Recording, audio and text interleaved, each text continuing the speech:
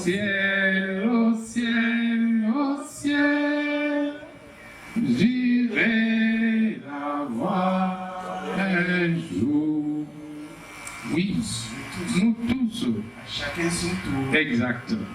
C'est pour cela que, grandissant avec Jeff, vous l'avez évoqué, Joseph, pour moi, un frère, un ami, un confrère, de chaque jour, de la nuit comme des jours.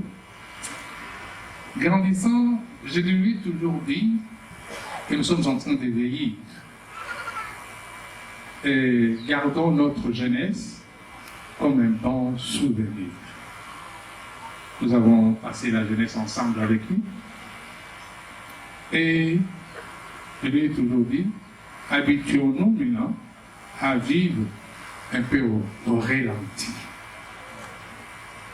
Et à réapprendre notre corps, puisque nous n'avons plus l'âge que nous avions autrefois. Qu'est-ce que nous avons encore à chercher aujourd'hui? L'héritage est là et je l'ai compris.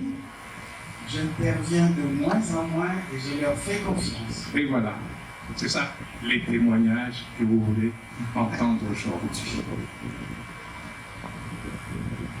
On m'a dit que vous avez mal aux pieds. Vous fallait vous asseoir pour un instant.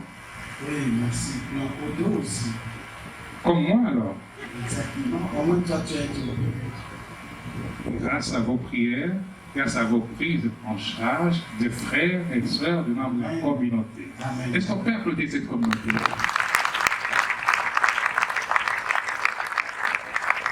Bien aimé, je ne veux pas dire que j'ai rencontré le Seigneur à travers la communauté. Non, non, non.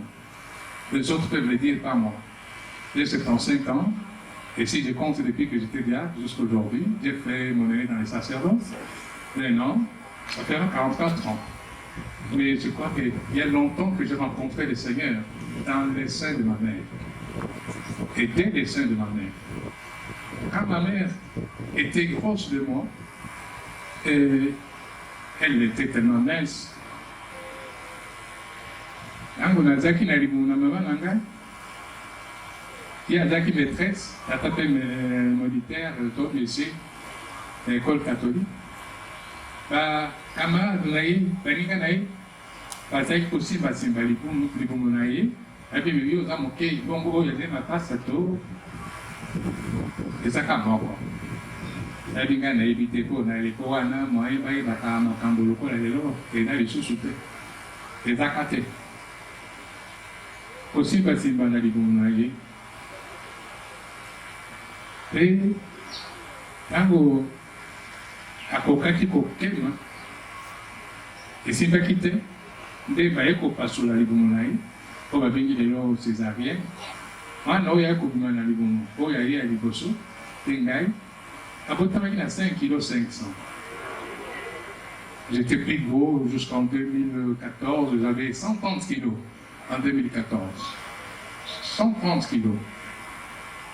Bon, je suis allé me faire consulter chez les médecins ailleurs qui ont vu que c'était une sorte d'obésité. Et on m'a opéré en coupant l'estomac de 3 quarts. Je suis resté comme je suis là. Et venu au monde, à ma naissance, comme j'ai eu à le dire d'autres fois, j'avais plusieurs croix sur mon corps, de toutes les couleurs. Et ces croix sont parties les jours où on m'a baptisé. Je suis né le 19 mai, on m'a baptisé le 22 mai, j'étais ordonné diacre le 22 mai, j'étais ordonné prêtre le 24 mai, comprenez qui je suis. L'enfant de qui? Merci beaucoup. Et ces croix, la religieuse qui l'a fait accoucher disait, cet enfant deviendra prêtre. Il a noté dans son carnet, avec une belle écriture. Il a dit, quand tu le seras, qu'il me cherche là où je serai. C'était une prophétie qui s'est accomplie plus tard. Et lorsqu'on m'a baptisé, en mettant de l'eau, j'étais baptisé Pierre, j'étais baptisé au nom du Père et du Fils et du Saint-Esprit. Toute ces croix ont disparu. Et le prêtre qui m'a baptisé disait, ce sont les croix de plusieurs personnes qui portaient. Et il a confirmé aussi ce que la religieuse avait dit, que cet enfant sera prêtre. Et voilà, dès le sein de ma mère, j'étais déjà prophète, choisi pour aller auprès des nations. Et moi, grandissant, je me suis retrouvé au milieu de mes amis à... Et je me suis posé quoi? Je crois que j'étais seul. Ça me faisait peur. Shalom. Shalom. Alors, grandissant, en première, deuxième année primaire, j'ai commencé à réunir mes amis pendant la récréation ou après les cours avec des patates douces coupées sous forme ronde, comme si c'était la communion. Et je les mettais en rang, je disais le corps du Christ. Chacun répondait Amen, Amen. Et après je disais le Seigneur soit avec vous. Et il répondait aussi avec votre esprit. Et voilà comment j'ai été prédestiné dès le sein de ma mère à devenir ce que je suis devenu aujourd'hui, prêtre. Et c'est mon premier témoignage de ma naissance et de ma vocation. Lorsque je suis entré au grand séminaire, c'est mon père qui m'y a amené auprès du recteur d'antan. Nous étions à 10 à cette époque-là. Vous savez, nos mamans mettaient au monde à partir de 14 ans. J'étais les premiers des 10 à l'époque. Et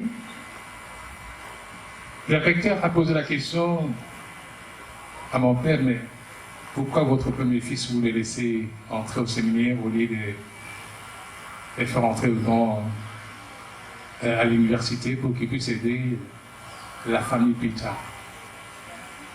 Et mon père, ça c'est le recteur qui me le dirait plus tard, mon père aurait répondu, ou il a répondu, que jamais 10, c'est ma dîme que je donne au Seigneur. À Dieu, on ne peut pas donner ce qui est mauvais. On ne peut donner qu'un trésor. Mon premier fils est un trésor pour moi, donc c'est ma dîme. Voilà l'origine de mon dîme qu'on appelle aujourd'hui dîme. J'essaie de transformer l'écriture, l'orthographe. Et c'est ça, les dîmes qui se trouvent devant vous, les dîmes qu'on appelle les grandes dîmes. Qui a vécu ce que j'ai vécu? J'ai compris que la vie terrestre, c'est la plus grande preuve pour toute personne ici sur Terre. La vie terrestre, c'est aussi la vallée des larmes, des souffrances, de toutes sortes, des fragilités, des difficultés de la vie, des maladies, des problèmes, qui parfois risquent de nous éloigner de Dieu et de nous faire même douter de Dieu. Et bien aimé, j'ai compris, grandissant, devenu prêtre, que la grande preuve des croyants, surtout que nous sommes, c'est aussi la vie chrétienne, où l'on doit rendre témoignage de sa foi. On doit faire preuve de charité. On doit accueillir et aider ceux qui sont dans les besoins. C'est ce que j'ai pu comprendre. Et finalement, c'est grâce à une certaine prise en charge de mes confrères prêtres, de mes amis laïcs, hommes et femmes, de ma famille, et beaucoup plus de frères et sœurs qui m'ont pris en charge spirituellement lorsque j'étais malade. J'étais malade depuis le mois depuis le 10 décembre. Pratiquement, j'ai fait 5 mois. 2 mois et demi ici, au médecin de nuit, où je suis entré dans les comas pendant 4 jours. Et quand je suis sorti de ces comas, je me suis retrouvé au Maroc, où j'ai fait encore 2 autres mois et demi, et soutenu toujours par la prise en charge spirituelle de mes frères et sœurs, de partout, puisqu'il y avait la radio Maria qui parlait de mes intentions, de moi, presque chaque jour, il y avait notre frère Chamala avec la radio Elikia qui parlait de moi, qui priait pour moi, et des écoles. Et partout où je suis passé, on priait pour moi, puisque ils attendaient dire qu'elle avait dit était mort pour certains, d'autres qu'elle avait dit mais était en train de mourir. Alors ils se sont dit, Seigneur, si vous pouvez les fils le remettre encore en vie, pour qu'ils continuent ce qu'il avait déjà commencé, donner, et après tu pourras les reprendre quand le temps sera là. Et le Seigneur avait exaucé toutes ces prières-là. Et voilà que je me suis dit, finalement, c'est grâce au sang précieux de Jésus qui m'a fait purifier.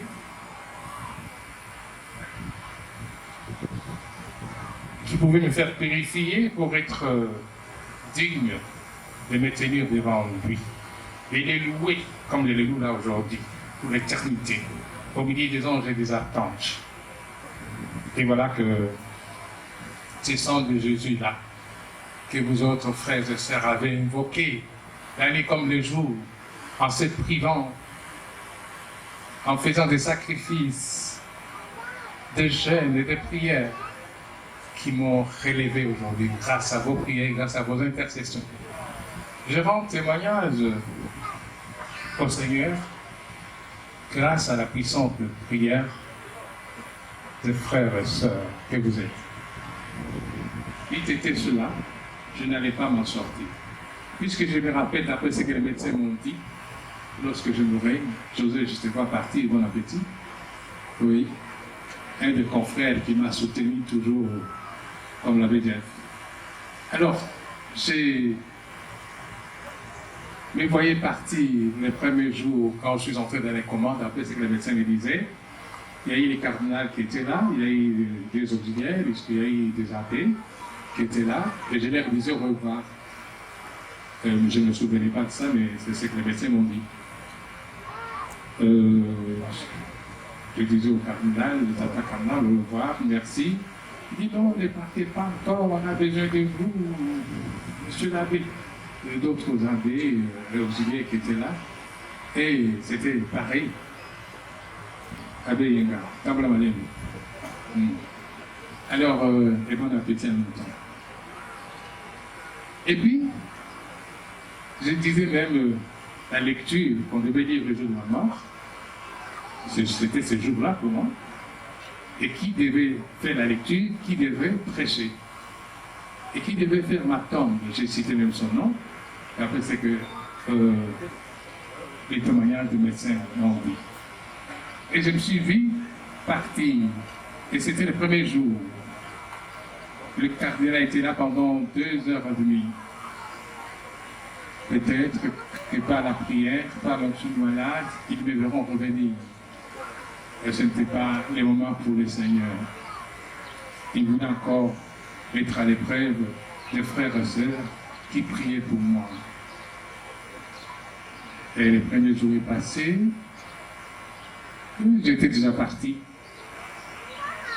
Le deuxième jour est arrivé. Je ne bougeais plus. Le troisième jour, mêmement. Et le quatrième jour, pendant les commandes. Vous savez, quand quelqu'un est en train de mourir, il y a l'oreille qui reste encore à entendre. Il est très loin. Et j'entendais là. Le médecin dit, ordonne-lui encore 30 minutes. Il est très loin. Mettez le produit. Et il voyait que le produit n'avait pas d'effet. Il m'a encore donné 15 minutes. Bien. Bon, il dit, c'est décidé maintenant de débrancher tous les appareillages qui étaient autour de moi. Quand il était, disons, entre 0 et 5 minutes, à ce moment-là que j'ai ouvert un œil. Et puis un temps, j'ai ouvert un autre. Ils ont essayé de m'appeler. J'ai clignoté. Et par appeler, j'ai répondu par oui, docteur. Alors là, Ils ont compris que j'étais revenu au 4e jour, à la dernière minute, au moment où ils s'attendaient à débrancher pour que je rende l'âme comme tel. Et pendant ce temps, qu'est-ce que j'ai vu? Donc, tous ces dons, je me rappelle, des plus gros, et j'ai vu que j'étais lié aux pieds par des hommes. Et mes 2 mains par des femmes. Et puis, on m'enterrait les pieds dans les trous, la tête en haut. Et j'ai réagi. Et je me suis dit, spontanément, pendant ces temps, tous ces dont je me souviens, grâce à l'Esprit Saint, grâce à la puissance, Maman Maria, Somona Monguna. J'ai répété ça, je ne sais pas, 3 fois. Et tout d'un coup, les 2 hommes qui étaient en train de me lier aux pieds, qui avaient déjà lié les pieds, ont disparu et en même temps, les fils qu'ils utilisaient se sont détachés. Et j'ai vu devant moi le fait Cardinal Malula qui m'avait rendu prêtre, qui nous a ordonné, qui nous avait tous ordonné. Je l'ai vu, je me suis mis à genoux devant lui, et il m'a béni, puis il m'a montré une direction à prendre. J'ai pris cette direction, et j'ai trouvé mon père et ma mère qui sont déjà morts. Et là, je me suis mis encore à genoux, et ils m'ont béni. Et puis, ils m'ont montré une direction à prendre. C'est à ce moment-là que j'ai ouvert les yeux. Et j'ai oublié le petit détail. Lorsque mes pieds étaient déliés, mes mains restaient encore liées par les 2 femmes-là. Alors j'ai dit, Maman Marie, prie pour moi maintenant, qui a l'air de notre mort. Et ça m'est arrivé comme ça de dire que prie pour moi, maintenant, qui a l'air de ma mort. J'étais en train de mourir. Puisque moi, je ne pouvais plus prier. C'est pour cela qu'il faut la prier avec elle. Prier avec elle. Elle essaie d'intercéder. Elle essaie de jouer son rôle de médiatrice pendant que nous vivons encore. Pour qu'elle puisse continuer à les faire lorsque nous allons mourir. Puisque nous allons dire, maintenant elle a l'air de notre mort. Et quand j'ai terminé, maintenant elle a l'air de notre mort là, que tout d'un coup, les 2 femmes-là sont tombées et je ne les ai plus vues. Et les filles qui pouvaient me mettre aux mains, ils ne l'ont plus mis. Et à dire que pendant ce temps, que j'étais dans les communs, les frères et sœurs que vous êtes, continuez à prier et à intercéder pour moi. Et pendant ce même temps, il y avait un autre groupe, des frères et des sœurs qui priaient pour que je meure. C'est ce que j'apprendrai par après. Qui priaient pour que je meure, qui disaient à ceux qui priaient pour moi, que vous croyez qu'il va revenir encore ici. Vous le verrez sur une chaise roulante. Il sera pris ici. D'ailleurs, nous allons demander au cardinal de me chercher, d'envoyer quelqu'un d'autre ici. Mais je ne suis pas revenu sur une chaise roulante. Je suis revenu peut-être avec une canne pour un temps, grâce aux prières, aux intercessions des frères et des sœurs. Grâce à vos prières, je suis devenu là. Et voilà comment j'ai été pris en charge. Et pendant tous ces temps, ce sont des frères, ce sont des amis, ma famille, vous tous là, certains parmi vous, qui avez donné ceci, cela, comme argent, pour qu'on puisse me prendre en charge financièrement. Vous êtes ici, jusque-là où vous étiez parti. Je crois que ça coûtait cher et la santé n'a pas de prix. Et devant Dieu, il n'y a que lui qui peut rendre ce prix. C'est ainsi que, mes frères et sœurs, quand nous prions, attendons-nous qu'il y ait le diable à côté. Lorsque le diable vous voit prier, ça ne lui plaît pas. Ça les dérange. il fera tout pour que vous vous découragez. Il fera tout pour que vous vous déviez de votre foi. Que vous risquez même de douter de ce Dieu-là pour qui vous priez. Quand nous prions, ne fermons pas toujours les yeux et un œil ouvert et un autre fermé, comme Goan Dengasara. Et à ce moment-là, vous pouvez voir aussi ce que le Seigneur vous montre. Vous pouvez entendre ce qu'il peut vous montrer aussi. Et de cette façon-là. Et là, vous prierez pour ses ennemis, afin que leur méchanceté devienne de bénédiction pour vous. La Vierge Marie a joué un grand rôle. Et voici, au Maroc, c'est dans un pays musulman, où il y a beaucoup d'églises, il n'y a pas beaucoup d'églises, il y a beaucoup de temples, et les peu d'églises catholiques qu'il y a aucun Marocain qui y va. Il n'y a que les immigrants et les étrangers qui y vont. Vous ne verrez pas un Marocain entrer dans une église catholique aller prier.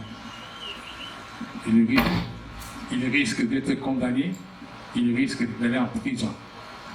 Mais souvent à l'hôpital, j'ai pu à recevoir un Marocain qui est venu, qui me dit, vous pouvez prier pour moi. Pas de même, moi je suis catholique. Il dit, ça ne fait rien, nous avons une seule mère, me disait-elle. C'était une grande personnalité de ce côté-là. Moi, je dis, c'est laquelle, cette mère? Il dit, Myriam. Moi, je dis, ah bon? Je savais que c'était Myriam. Il dit, vous savez, pour nous, musulmans, Myriam a joué un grand rôle dans la vie. Et des hommes et une femme. Et cette femme-là, c'est Myriam. Et quand nous demandons par expérience à Myriam d'intercéder, et nous avons toujours tout de suite reçu. Moi, au lit des malades, voilà Marie qui intervient par une autre femme pour me convaincre, pour me dire davantage de demeurer toujours dans ma foi, dans ma dévotion mariale, que Marie est toujours là et l'agit. Même s'il y en a qui disent que bon, ce n'est qu'une enveloppe. Non. D'accord? Vous dites que c'est une enveloppe. Mais vous évoquez, oh, le sang de Jésus, le sang de... Mais ce sang-là vient de qui? D'un homme ou d'une femme? Si ce sang vient d'une femme, pourquoi ne pas donner la place qui convient à cette femme-là? Voilà cette femme-là, par ce sang qu'il a pu transmettre à son fils, et son fils qui a pu les répondre pour que nous soyons tous guéris, pour que nous ayons des saluts, pour que nous nous rendons témoignage. Et ce témoignage que je peux rendre, mes bien-aimés, pour ne pas vous prendre le temps, en vous laissant bien à booster, il y en a qui, déjà, la salive a débordé, c'était de nous montrer comment est-ce qu'on m'a pris en charge par vos prières, vous les sœurs, les frères, comment est-ce que Marie a joué un grand rôle en me faisant revenir dans la vie, moi qui étais déjà dans les communs. C'est l'image de Marie que j'ai vue, au pied et en haut, c'est elle qui a pu me relever, me faire revenir. C'est grâce à cette communauté, quand je disais que j'étais aussi, je n'étais pas seulement la bénédiction pour eux, elle était aussi une bénédiction. Quand ils sont venus au centre, au sanctuaire, grâce à eux, l'ennemi, sous plusieurs formes, a continué à combattre la communauté. L'ennemi a continué à fermer les portes de l'église pour que nous n'entendions pas prier. Et il y avait beaucoup, jusqu'à l'évêché pour que nous ne puissions pas continuer à prier. Mais comme Marie écoutait, elle avait déjà, par son sang qu'elle a transmis, il transférait à son fils, a pu ouvrir les portes pour que nous soyons là. Et voilà une bénédiction et toutes les activités qui se font là-bas, grâce à cette communauté, par les prières. Et grâce à leurs prières, je suis devant vous. Merci à vous tous.